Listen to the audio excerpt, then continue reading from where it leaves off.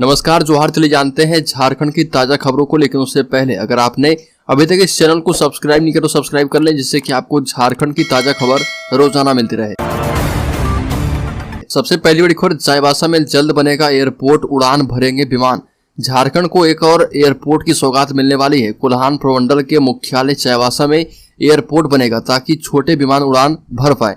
Jharkhand road construction विभाग चाईबासा में airport बनाने का सर्वे कराएगा और इसके लिए टेंडर निकाला गया है। 21 जुलाई को चयनित सर्वे एजेंसी को 120 दिन में डीपीआर बनाना होगा। राज्य सरकार वहां की 50 से 60 वर्ष पुरानी हवाई पट्टी का इस्तेमाल करेगी और इसमें एयरपोर्ट बनाने की योजना, खर्च राशि का प्राकलन, रनवे, भवन, बाउंड्री वॉल और डिजाइन शामिल है। बड़ी खबर, झारखंड में जल्द लागू होगा मेडिकल प्रोटेक्शन एक्ट। स्वास्थ्य मंत्री बन्ना गुप्ता का बड़ा बयान। इंडियन मेडिकल एसोसिएशन की ओर से गोलमुरी स्थित एक होटल में डॉक्टर्स डे का आयोजन किया गया था और इसमें बन्ना गुप्ता ने कहा कि झारखंड में मेडिकल प्रोटेक्शन एक्ट जल्द ही लागू कर दिया जाएगा। यह चिकित्सकों की बहुत पुरानी मांग है। सरकार ने इस दिशा में करीब 80% काम कर लिया है और बताया गया कि अलग अलग राज्यों में लागू कानून को एक साथ अध्ययन कर एक्ट तैयार किया जा रहा है। इस दौरान सांस्कृतिक कार्यक्रम का आयोजन किया गया।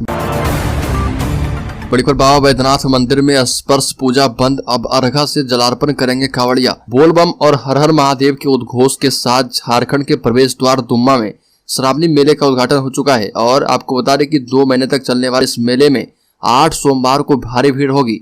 ऐसे में लाखों श्रद्धालुओं को सुलभ जलार्पण कराना चुनौती है। सरकार ने घोषणा की है कि मेले में सबसे बड़ा वीवीआईपी कांवड़िया ही होगा और ऐसे में नेताओं को वीआईपी का दर्जा नहीं दिया जाएगा।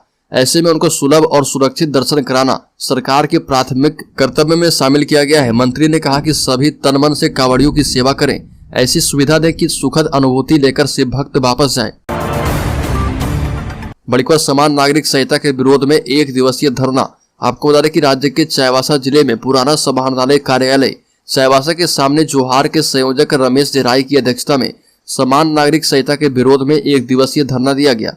धरना प्रदर्शन का संचालन झारखंड पार्टी के युवा तुर्क नेता रियाज सामंड ने किया और धरना प्रदर्शन को बतौर मुख्य वक्ता के रूप में झारखंड आंदोलनकारी नेता सब पूर्व विधायक बहादुर उरांव ने कहा कि देश और झारखंड के आदिवासियों को अपनी सामाजिक पारंपरिक प्रथागत कानून को बचाए रखने के लिए समान नागरिक संहिता का विरोध इसी तरह से लगातार करना होगा।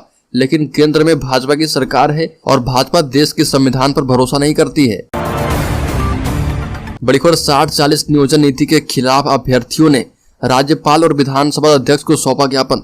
झारखंड स्टेट यूनियन के कार्यकर्ताओं ने राज्य के राज्यपाल सीपी राधाकृष्णन और विधानसभा अध्यक्ष रविंद्रनाथ महतो से मुलाकात करके ज्ञापन सौंपा है। विरोध करने वाले अभ्यर्थियों ने राज्यपाल को सारी जानकारी देकर ज्ञापन सौंपा। साथ ही कहा कि 60-40 नियोजन नीति को रद्द करने की मांग की और ज्ञापन सौंपने के बाद प्रतिनिधिमंडल में शामिल लोगों को राज्यपाल की तरफ से यह आश्वासन दिया गया कि राज्य के तृतीय और चतुर्थ श्रेणी की नियुक्ति विज्ञापन में झारखंडी निवासी नहीं होने की बात को गंभीरता से लिया जाएगा और अन्य राज्यों के नियोजन नीति का गहन अध्ययन कर इसे लागू किया जाएगा। प्रतिनिधिमंडल में शामिल लोगों ने राज्यपाल से मुलाकात करने के बाद कहा कि सकारात्मक आश्वासन दिया गया है। बड़ी खबर, झारखंड को हर माह केंद्र सरकार देती है कोयले की रॉयल्टी। कोयला मंत्री प्रहलाद जोशी ने कहा कि मुख्यमंत्री हेमंत सोरेन का यह आरोप बेबुनियाद है कि केंद्र सरकार झारखंड को कोयला की रॉयल्टी नहीं देती है और संवाददाताओं से बातचीत करते हुए कहा कि केंद्र सरकार हर माह झारखंड को कोयले की राशि भेज देती है।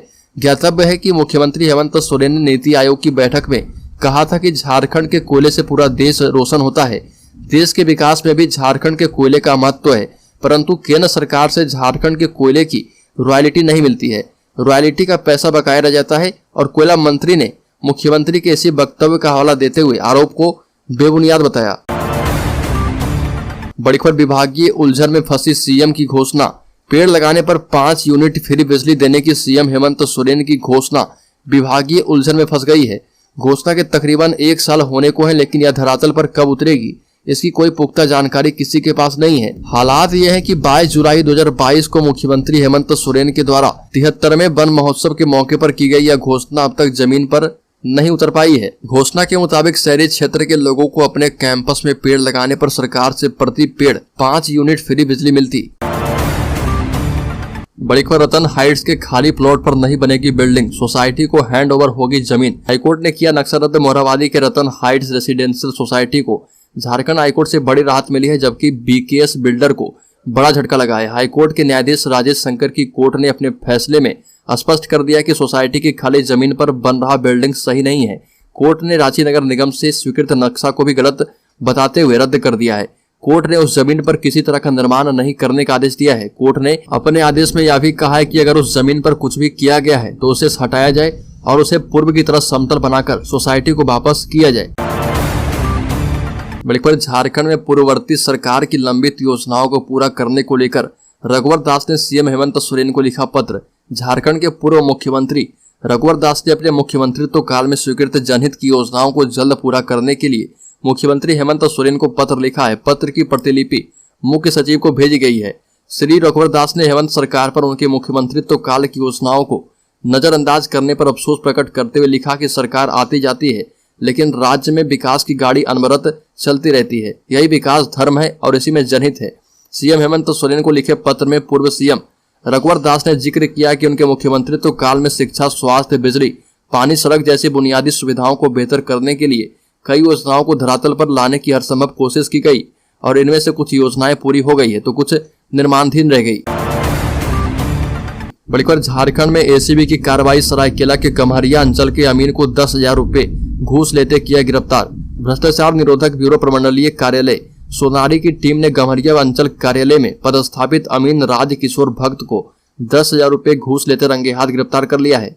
गिरफ्तार करने के बाद उसे एसीबी थाना सोनारी लेकर आई है, जहां पर अमीन से पूछताछ की जा रही है। इस संबंध में गम्हरिया के रहने वाले मनोज कुमार सिंह ने इसकी शिकायत एसीबी को किया था।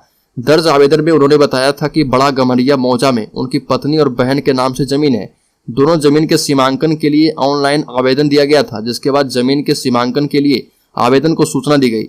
निर्धारित तिथि 20 मई को जमीन का सीमांकन अमीन राज किशोर भगत के द्वारा किया गया, लेकिन अब तक जमीन का नक्शा नहीं मिल पाया और अब वह नक्शा लेने के लिए अमीन राज किशोर के पास गए तो उन्होंने नक्शा के लिए 15,000 रुपए की मांग की। बड़ी हेमंत सरकार संताली को प्रथम राजभाषा का दर्जा दो, नहीं तो गद्दी छोड़ो, सालखर मुर्मू का बड़ा बयान। हजारीबाग परिसदन में आयोजित प्रेस वार्ता में पूर्व सांसद सह आदिवासी सिंगल अभियान के राष्ट्रीय अध्यक्ष सालखर मुर्मू ने कहा कि हेमंत सरकार संताली को प्रथम राजभाषा का दर्जा दो, नहीं तो गद्दी छोड़ दो। इस मुद्दे पर आदिवासी सिंगल अभियान 17 जुलाई को झारखंड के सभी जिला मुख्यालय में सरकार का पुतला दहन करेगा। वहीं 31 जुलाई को सभी जिला मुख्यालयों में धरना प्रदर्शन कर राज्यपाल के नाम डीसी को ज्ञापन सौंपेगा। बताया गया कि चरणबद्ध आंदोलन की रूपरेखा तैयार कर ली गई है। 7 प्रदेशों के 181 सिंगल प्रतिनिधियों ने यह फैसला किया है। बलिखर, गुमला, लातेहार, सिमडेगा और पश्चिमी सिंहभूम में वर्षा की चेतावनी। गुमला, लातेहार, सिमडेगा और पश्चिमी सिंहभूम में वर्षा की चेतावनी जारी कर दी गई है। मौसम विभाग के मुताबिक अगले 1 से 3 घंटे में इन जिलों में कुछ हिस्सों में वर्षा के साथ वज्रपात की भी आशंका है। मौसम विभाग ने गिरिडीह और पलामू जिले के लिए येलो अलर्ट जारी किया है। रांची स्थित मौसम केंद्र ने कहा कि गिरिडीह और पलामू जिले के कुछ भागों में अगले कुछ घंटों में वर्षा के साथ वज्रपात हो सकती है। इस दौरान मेघ भी गरजेंगे, इसलिए लोग सावधान और सतर्क रहें। घर से बाहर जाना हो तो मौसम के सामान्य होने की प्रतीक्षा जरूर करें। बड़ी खबर, डुमरी में बजने लगा चुनावी डंका, सीएम हेमंत हुए एक्टिवेट। नवा डीसी आगाज बाबूलाल मरांडी की भी प्रतिष्ठा दांव पर है। डुमरी उपचुनाव को लेकर क्षेत्र में डंका बजने लगा है। बड़े बड़े नेताओं के ताबड़तोड़ दौरे होने लगे हैं। सीएम हेमंत सोरेन खुद भी एक्टिव हो गए हैं क्योंकि यह उपचुनाव जीतना उनके लिए प्रतिष्ठा का विषय है। डुमरी विधानसभा सीट के लिए उपचुनाव की घोषणा से पहले ही चुनावी डंका बजने लगा है। सियासी पारा चढ़ने लगा है। विपक्ष की बड़ी गतिविधि के बीच झारखंड मुक्ति मोर्चा के कार्यकारी अध्यक्ष सह मुख्यमंत्री हेमंत सोरेन ने भी चुनावी जंग का आगाज कर दिया है।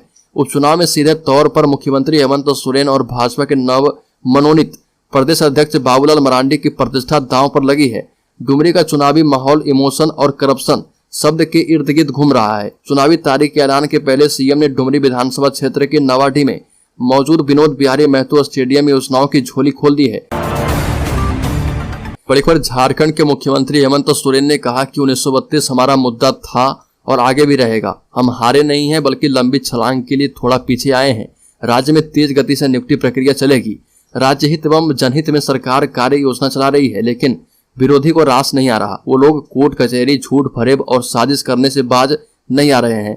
मुख्यमंत्री बोकारो जिला अंतर्गत नवाडीह स्थित विनोद बिहारी स्टेडियम में आयोजित एक सभा को संबोधित करते हुए बातें कही और इस मौके पर मॉडल डिग्री महाविद्यालय सहित 170 करोड़ रुपए की योजनाओं का उद्घाटन एवं शिलान्यास किया गया। मुख्यमंत्री ने कहा कि सरकार आपके लिए योजनाएं बना रही है। आप 1 कदम आगे बढ़ाएंगे तो हम 4 कदम आगे आएंगे। आज यहाँ 10,000 लोगों की उपस्थिति है, जिन्हें विभिन्न योजनाओं से जोड़ा जाएगा। आज सरकार 50,000 से लेकर 25 लाख तक का लोन दे रही है। 50 साल से ज्यादा उम्र वाले लोगों को पेंशन की सुविधा दी जा रही है। झारखंड में जिस दिन कोई महिला विधवा होगी उस दिन से उन्हें विधवा पेंशन मिलना शुरू हो जाएगा। ये भी कहा कि गांव में सरकार 100 यूनिट बिजली मुफ्त में दे रही है। पिछले साल भी इस राज्य ने सुखाड़ का दंश झेला था, इस बार भी चिंता का विषय है। इसको लेकर सरकार चिंतित है। डैम जलाशय का पानी खेतों तक पहुंचाने की कार्य योजना बनाई जा रही है। बड़ी खबर झारखंड में ही होगी बिग फार्मा की पढ़ाई। बिग फार्मा यानी बैचलर ऑफ फार्मेसी कोर्स के लिए कोल्हान यूनिवर्सिटी के 2 कॉलेज उषा फार्मेसी और गांधी इंस्टीट्यूट ऑफ फार्मेसी को पिछले वर्ष मान्यता प्राप्त हो गई है। इन दोनों कॉलेजों को कोल्हान विश्वविद्यालय एवं राज्य सरकार के द्वारा अनापत्ति प्रमाण पत्र प्राप्त हो चुका है। दोनों कॉलेजों के निदेशक ऋतुराज सिंह और संतोष कुमार गुप्ता ने प्रेस वार्ता कर बताया कि बी फार्मा कोर्स के लिए अभ्यर्थियों को इंटरमीडिएट यानी कि भौतिक विज्ञान, रसायन विज्ञान, जीव विज्ञान, गणित के साथ पास होना अनिवार्य है।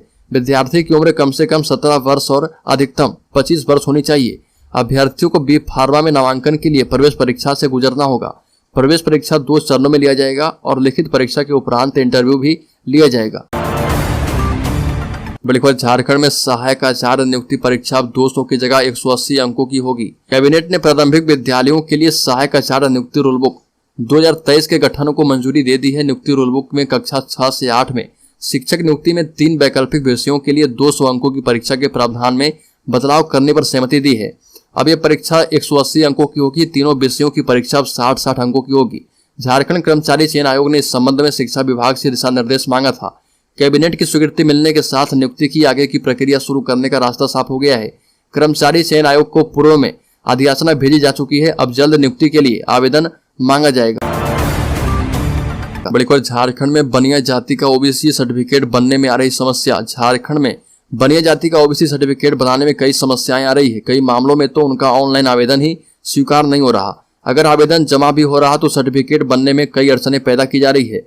दस्तावेजों के नाम या अन्य मामलों में सर्टिफिकेट के लिए दौड़ाया जा रहा। यह स्थिति तब है जबकि अंचल कार्यालयों की कास्ट कैटेगरी BC एनेक्सर 2 में बनिया शामिल है। बनिया की कई उपजातियों का स्पष्ट उल्लेख है। आवेदक जब उपजाति के साथ आवेदन दे रहे हैं तो उन्हें कहा जाता है कि उनके खतियान में बनिया दर्ज है। ऐसे में उपजाति के नाम से सर्टिफिकेट नहीं दिया जा सकता है। रांची जिले में इसकी समस्या देखने को मिल रही है। रांची के अंचल कार्यालयों में कई जगह यह कहते हुए प्रमाण पत्र जारी नहीं किया जा रहा कि खतियान में सिर्फ बनिया का उल्लेख है। सर्टिफिकेट जारी नहीं होने से सबसे ज्यादा परेशानी विद्यार्थियों को नामांकन लेने में आ रही है, क्योंकि अभी विभिन्न शैक्षणिक संस्थानों में दाखिला चल रहा।